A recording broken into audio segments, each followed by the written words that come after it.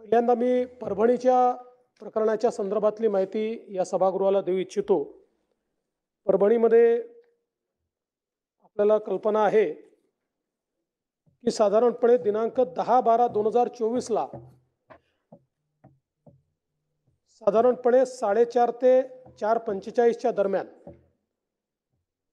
एक दत्तराव सोपनराव पवार वय 47 या माणसाने जी काही भारतरत्न डॉक्टर बाबासाहेब आंबेडकरांच्या पूर्णाकृती पुतळ्याजवळ जी एक प्रतिकात्मक संविधानाची प्रत ठेवली होती ती तिथे तोडफोड केली, त्याची काच फोडली, ती खाली फेकली आणि त्यानंतर अनेक घटनांना त्या ठिकाणी सुरुवात झाली। मुळात जर आपण बघितलं तर ही घटना घडल्यानंतर त्या ठिकाणी पोलिसांना जशी माहिती मिळाली, पोलीस घटनास्थळी पोहोचले, मोठ्या प्रमाणात जमाव त्या ठिकाणी वाढू लागला। जमावाने रोडवरनं जाणाऱ्या एका बसची, ट्रकची काच फोडली, रास्ता रोको आंदोलन सुरू केलं। मात्र त्यातल्या काही लोकांनी जिल्हाधिकाऱ्यांना फोन केला आणि त्यांना सांगितलं तुम्ही या ठिकाणी या। जमावातले काही लोक, काही नेते मंडळी होती जी शांततेने हे सगळं झालं पाहिजे असा प्रयत्न करत होती आणि त्यामुळे त्यांनी जिल्हाधिकाऱ्यांना फोन केला आणि सांगितलं तुम्ही या ठिकाणी या। जिल्हाधिकारी आले, जिल्हाधिकाऱ्यांनी त्या ठिकाणी चर्चा केली, भारतरत्न डॉक्टर बाबासाहेब आंबेडकरांच्या पुतळ्याला त्या ठिकाणी हार घातला आणि त्यानंतर सगळ्यांची चर्चा करून तो जमाव तिथनं गेला। त्यातले 60-70 लोक मात्र थेट रेल्वे स्टेशनवर गेले आणि नंदीग्राम एक्सप्रेस जी होती त्याच्यासमोर त्यांनी रेल रोको केला। काही काळ तो रेल रोको चालला, मग त्यांनाही समजवण्यात आलं, त्यांनी तो रेल रोको परत घेतला। दरम्यानच्या काळामध्ये काही संघटनांनी दुसऱ्या दिवशीचा परभणी शहर आणि जिल्हा बंद अशा प्रकारचा एक बंद पुकारला आणि हा बंद पुकारल्यानंतर हा शांततेत व्हावा म्हणून या सगळ्या संघटनांना पोलिसांनी शांतता मीटिंगला पाचारण केलं। जवळपास 70 ते 80 विविध संघटनांचे कार्यकर्ते या शांतता मीटिंगला हजर होते आणि त्याच्यामध्ये जागा ठरल्या, कुठे कार्यक्रम होतील, कुठे रास्ता रोको होईल, कशा प्रकारे निवेदन दिलं जाईल, त्या हिशोबाने पोलिसांनी देखील 19 फिक्स पॉइंट तयार केले आणि त्यानंतर 11 डिसेंबरला म्हणजे दुसऱ्या दिवशी ठरल्याप्रमाणे 7-8 ठिकाणी हा चक्काजाम आंदोलन सुरू झालं, शांततेचं सुरू होतं आणि त्यातल्या 7 वेगवेगळ्या डेलिगेशन्सनी एक एक करून जिल्हाधिकाऱ्यांना भेटून शांतपणे आपली निवेदनं दिली आणि हा कार्यक्रम सुरू होता। या दरम्यान अचानक खानापूर फाटा, वसंतराव नाईक पुतळा, विसावा फाटा, गंगाखेड रोड या ठिकाणी काही आंदोलकांनी पहिल्यांदा टावर जाण्याची सुरुवात केली। त्यानंतर 300-400 आंदोलक जमा झाले आणि या आंदोलकांनी मोठ्या प्रमाणात त्या ठिकाणी तोडफोड सुरू केली। मुळामध्ये ही घटना इतकी सिरियस होती की त्यामुळे व्यापाऱ्यांनी स्वतः त्या ठिकाणी बंद पाळलेला होता, कुठलंही दुकान उघडं नव्हतं। तथापि हा जो काही जमाव होता, हा जमाव बंद असलेल्या दुकानांची तोडफोड कर, त्यांचे CCTV फोड, बाहेर काहींच्या समोर तारा होत्या, वायर्स होत्या, त्या जाळण्याचं काम त्या ठिकाणी सुरू झालं आणि मग दिसेल ती मोटर त्या ठिकाणी जाळण्याचं काम झालं। मोठ्या प्रमाणात वेगवेगळ्या ज्या काही त्या ठिकाणी गाड्या होत्या त्या गाड्या जाळण्याचं काम झालं आणि हे सुरू असताना मग मात्र ही तोडफोड सुरू असताना पोलिसांनी तात्काळ त्या ठिकाणी 12 वाजता परभणीमध्ये आता जो काही नवीन कलम आहे 163 भाग नाग त्यानुसार जमावबंदी घोषित केली। पण याची उग्रता वाढत होती. ती उग्रता वाढत असताना पोलिसांनी त्या ठिकाणी अश्रुधुराचा वापर केला, लाठीचार देखील त्या ठिकाणी केला आणि सगळ्यांना पांगवण्याचा प्रयत्न केला. यावेळी काही महिला होत्या, ज्या महिलांनी जिल्हाधिकारी कार्यालयामध्ये प्रवेश केला आणि मोठ्या प्रमाणात जिल्हाधिकारी कार्यालयात तोडफोड केली, काचा फोडल्या, त्या ठिकाणचे खुर्च्या फेकल्या, जिल्हाधिकाऱ्याच्या फायली फेकल्या. परंतु जिल्हाधिकाऱ्याने देखील अतिशय संयमाने कोणाशी दुर्व्यवहार न करता त्या ठिकाणी सगळी परिस्थिती हाताळली. आणि यानंतर ज्यावेळी बाहेरून कुमक आली, SRPF आपण आणली, त्यानंतर मात्र सगळा जमाव शांत झाला. या संदर्भात एक प्रकारे शांतता प्रस्थापित झाली. या दरम्यान कुठले कुठले गुन्हे दाखल झाले हे आपण स्वतः वाचून दाखवले आहेत, त्यामुळे मी पुन्हा वाचून दाखवणार नाही.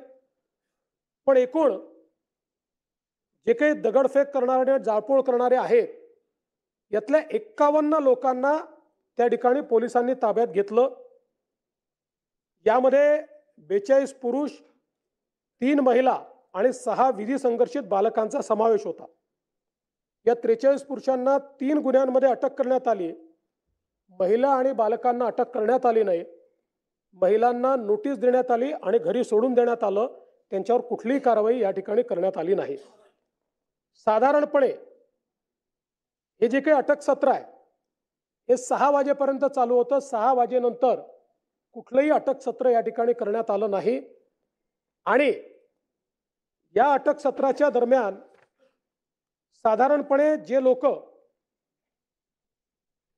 या ठिकाणी व्हिडिओ फुटेजमध्ये तोडफोड करताना दिसत आहेत, कोणालाही मास्क वगैरे काही नाही आहे, चेहरे सगळ्यांचे खुले आहेत आणि खुल्या चेहऱ्याने त्या ठिकाणी लाठ्या काठ्या घेऊन गाड्यांची तोडफोड करतायत, दुकानांची तोडफोड करतायत. अशा लोकांवर ही कारवाई जी आहे ती या ठिकाणी करण्यात आलेली आहे. तर काही अजून फॅक्ट मला या निमित्ताने ठेवायचे आहेत. एक तर हा जो पवार आहे,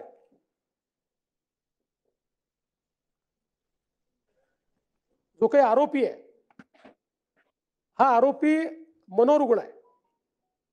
2012 पासून त्याच्यावर ट्रीटमेंट चाललेली आहे. आणि त्या दिवशी खरं म्हणजे त्याचा रिपोर्ट माझ्याकडे आहे. हा खरंच मनोरुग्ण आहे की नाही याच्याकरता 4 डॉक्टरची समिती तयार करण्यात आली होती. आणि या 4 डॉक्टरच्या समितीमध्ये हे सगळे सायकियाट्री विभागाचे 4ही डॉक्टर आहेत. एक त्यातले हेड ऑफ द डिपार्टमेंट आहेत. त्यांनी जो काही याच्या संदर्भातले याचे कागदपत्र आणि याची टेस्ट घेऊन जो रिपोर्ट दिला आहे त्यात त्यांनी रिपोर्ट दिलेला आहे की as per serial mental status examination observation and available previous treatment record it can be referred that he has a mental illness, psychotic illness vis-a-vis mood disorder, is on treatment for the same. He has understood the meaning of the wrongful act and he has realized the consequences of the wrongful act. He needs to take regular treatment of psychiatrist. त्यात पुढे त्यांनी हे म्हटलंय की he has been seeking treatment for behavioral issues and alcohol use from Parbhani and Akola based on psychiatrist since 2012. He is aware of his mental illness and seeking help for the same. He has expressed feeling of guilt, hopelessness, death wishes intermittently in reaction to the current life event. त्यामुळे मुळातच पहिल्यांदा तर मी या ठिकाणी सांगू इच्छितो ही जी काही एक कॉन्स्पिरसी थिअरी तयार करण्यात येते की सकल हिंदू समाजाचा मोर्चा झाला आणि मग त्या मोर्चात काहीतरी संविधानाच्या विरुद्ध बोललं गेलं आणि मग त्याच्यातनं अशा प्रकारची घटना झाली, म्हणून ते देखील या ठिकाणी स्पष्ट झालं पाहिजे. सकल हिंदू समाजाचा मोर्चा झाला होता 11:10 ते 12:35. आणि या मोर्चामध्ये कोण होत त्याच दिवशी?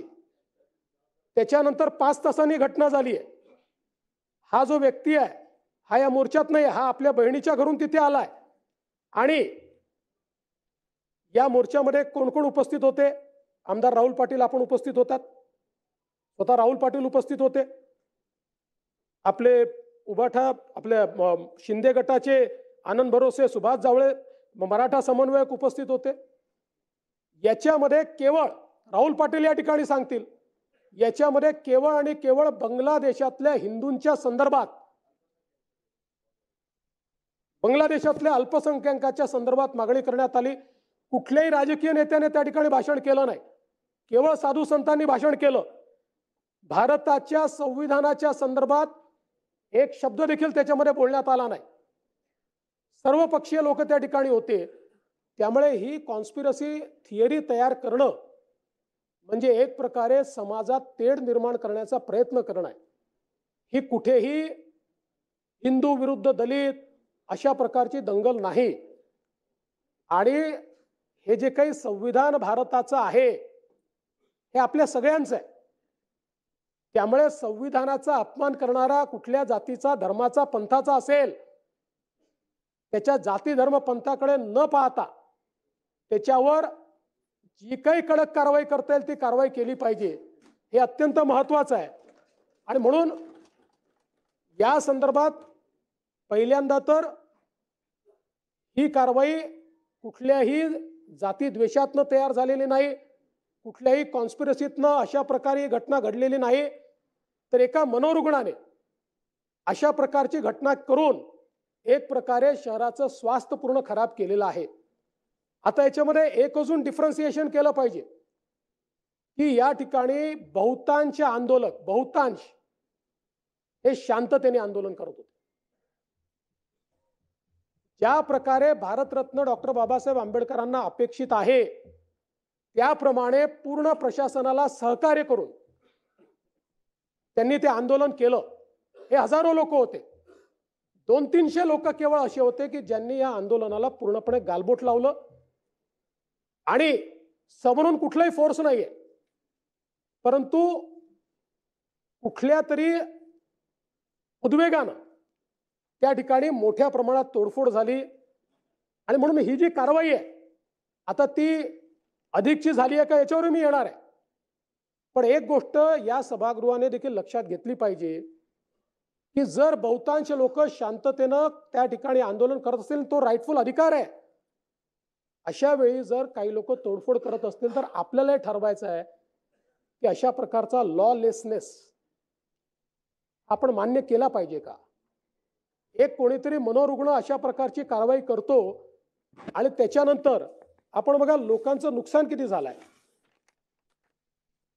या ठिकाणी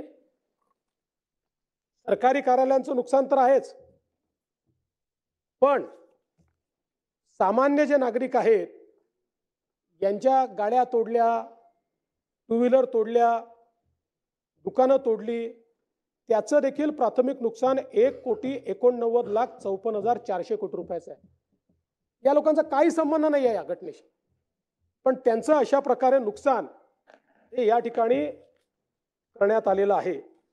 पण हे सगळं होत असताना एक विषय सातत्याने या ठिकाणी आला, कोम्बिंग ऑपरेशनच्या संदर्भात. खरं म्हणजे साधारण 4-4:30 वाजता मला सन्माननीय बाळासाहेब आंबेडकरांचा फोन आला आणि बाळासाहेबांनी मला सांगितलं की मला माहिती मिळते की काहीतरी कोम्बिंग ऑपरेशन चाललंय. मी तात्काळ पोलिसांशी बोललो. त्यांना म्हटलं कशाचं कोम्बिंग ऑपरेशन करताय? म्हणाले आम्ही कोम्बिंग ऑपरेशन करत नाही, जे अपरंटली दिसत आहेत व्हिडिओ त्यांना आम्ही पकडतोय. मी त्यांना म्हटलं त्याचाही संदेश चांगला जात नाही. त्यानंतर आयजींचं, माझं आणि बाळासाहेब आंबेडकरांचं एकत्रित बोलणं झालं आणि 6 वाजेनंतर कुठल्याही वस्तीमध्ये कोणीही गेलेलं नाही. 6 वाजेनंतर कोणाला अटक देखील केलेली नाही. त्याच्यामुळे अशा प्रकारचं कोम्बिंग ऑपरेशन करण्यात आलंय. हे काही योग्य नाही किंवा हे वस्तुस्थितीला धरून नाही. मात्र यामध्ये एक तक्रार ही आलेली आहे की पोलीस निरीक्षक अशोक घोरबांड यांनी वाजवीपेक्षा जास्त या ठिकाणी बळाचा वापर केला किंवा रॅशली बळाचा वापर केला.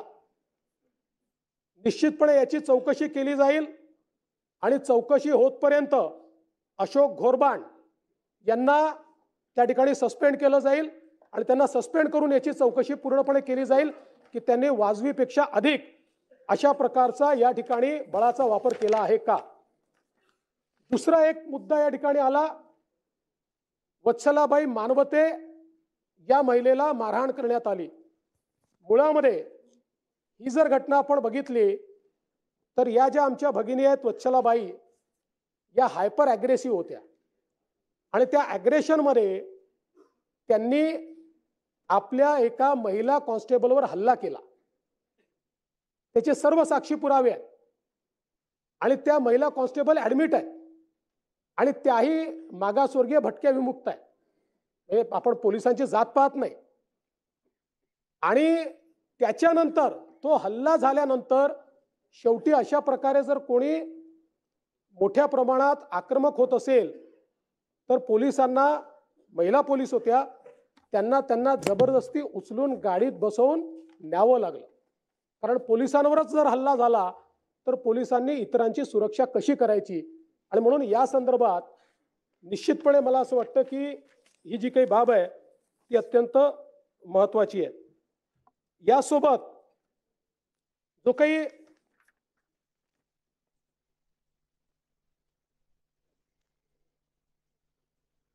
एक आंदोलक आहेत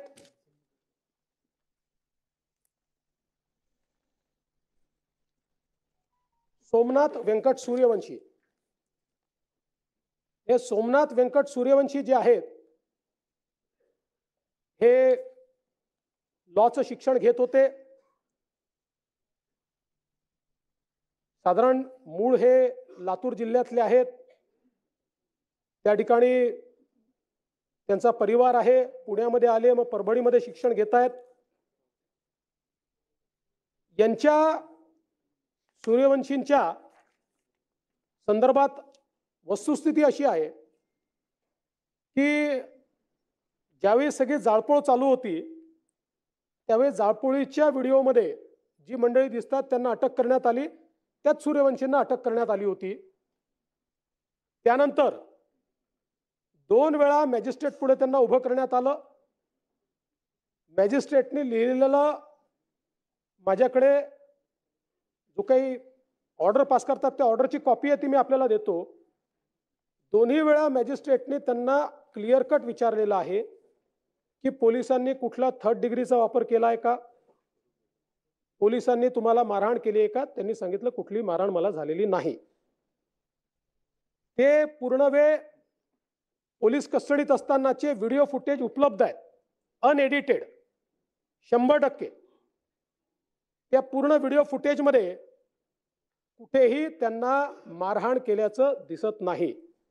आणि आपण पोस्टमॉर्टम रिपोर्टचं पहिलं पान सगळ्यांनी वाचलं, पण त्यासोबत त्यांची जी मेडिकल एक्झामिनेशन आहे त्या मेडिकल एक्झामिनेशनमध्ये लिहिलेलं आहे की त्यांना COPD म्हणजे श्वसनाचा दुर्धर आजार आहे आणि ब्रेथलेसनेस आहे असं त्यांच्या मेडिकल एक्झामिनेशनमध्ये लिहिलेलं आहे. दुसरं, त्यांच्या मेडिकल एक्झामिनेशनमध्ये त्यांच्या ज्या जुना जखमा आहेत त्याचा देखील उल्लेख आहे. त्यांचा इथला बोन तुटलेला होता, तो जुना होता, त्यांनी सांगितलं, त्याचा देखील उल्लेख हा त्याच्यामध्ये आहे. पोलीस कस्टडीतनं ज्यावेळेस ते MCR मध्ये गेले त्यावेळेस MCR मध्ये जेलमध्ये असताना सकाळच्या वेळी त्यांना जळजळत आहे म्हणून त्यांचा जो एक कैदी होता त्यांनी तक्रार केली. ती तक्रार केल्यानंतर त्यांना हॉस्पिटलमध्ये नेलं आणि हॉस्पिटलमध्ये नेल्यानंतर त्यांना मृत घोषित केलं. या संपूर्ण प्रकरणामध्ये अनेक शंका या तयार झालेल्या आहेत. पहिल्यांदा तर जरी त्या सगळ्या प्रकरणातले ते आरोपी असले तरी देखील गरीब समाजाचे आहेत, वडार समाजाचे आहेत, मागासवर्गीय आहेत आणि म्हणून पैशाने काही कोणाचा जीव परत येत नाही. तथापि त्यांच्या कुटुंबाला 10 लाख रुपयाची मदत ही राज्य सरकारच्या वतीनं केली जाईल. आणि ज्या शंका उपस्थित झाल्या, शेवटी शंका जर उपस्थित झाल्या असतील तर त्याचं निरसन झालं पाहिजे, केवळ एकतर्फी होऊन चालणार नाही. आणि म्हणून या सगळ्या प्रकरणाची न्यायालयीन चौकशी ही केली जाईल. आणि ही करत असताना नानाभाऊ आपल्यालाही सांगतो आणि नितीन राऊत साहेब आपल्यालाही सांगतो, 1998 नंतर माननीय उच्च न्यायालयाने निर्णय घेतला की न्यायालयीन चौकशी करता आम्ही सिटिंग जज देणार नाही. आपण त्यांना पत्र पाठवतो, ते रिटायर्ड जजची नावं पाठवतात, त्याच्यावरच आपण न्यायालयीन चौकशी करतो. तशा प्रकारे जे काही संशय याच्यात तयार झालेले आहेत त्या संशयाच्या संदर्भातली न्यायालयीन चौकशी ही निश्चितपणे केली जाईल. माझी या माध्यमातनं सगळ्यांना अपील आहे की काही लोकांना असं वाटतं की या राज्यामध्ये कायदा सुव्यवस्था राहू नये. काही अशा शक्ती आहेत की ज्या जाती जातीमध्ये दंगे पसरवण्याचा प्रयत्न करतात. पण मुळामध्ये संविधान सगळ्यांचं आहे आणि त्यामुळे संविधानाच्या संदर्भातला झालेला अपमान हा प्रत्येक भारतीयाचा अपमान आहे. याला कुठल्या जाती धर्माशी जोडून आपण जर त्यात भेद निर्माण करू लागलो तर मला असं वाटतं की मग आपल्यापैकी कोणीही भारतरत्न डॉक्टर बाबासाहेब आंबेडकरांच्या नाव घेण्याची लायकी ठेवणार असणार नाही. आपल्याला या ठिकाणी हे लक्षात घेतलं पाहिजे. आणि विशेषतः आमच्यासारख्या तुमच्यासारख्या सगळ्या राजकीय नेत्यांनी अशा प्रकरणांमध्ये संयमाने जेवढ्या लवकर तणाव कमी होऊ शकेल तो तणाव कमी करण्याचा प्रयत्न हा केला पाहिजे. एवढीच माझी या निमित्ताने अपील आहे.